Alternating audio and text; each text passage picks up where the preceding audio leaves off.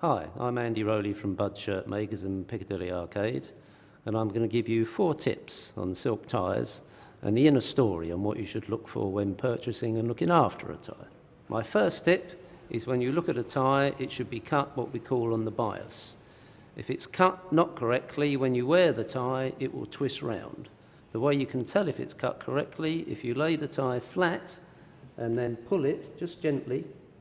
If the tie pulls straight without any creases going across it, then it's cut correctly on the bias. My second tip is if you feel the weight of a tie, if the balance of the lining and the silk is round about equal, then the tie will hang and will be correctly made. The reason this is important is if you tie the knot and the interlining is too heavy and the silk is too thin, the knot will bag and it will look rather like a school tie used to. My third tip for a tie is you should always look at the shape of the tie. It should be 3.5 inches in width and the side of the tie should be perfectly straight.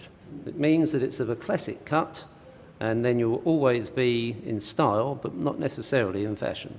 My fourth tip is when you've worn the tie and you get to the end of your day, it's very tempting to take the tie off and just throw it on one side.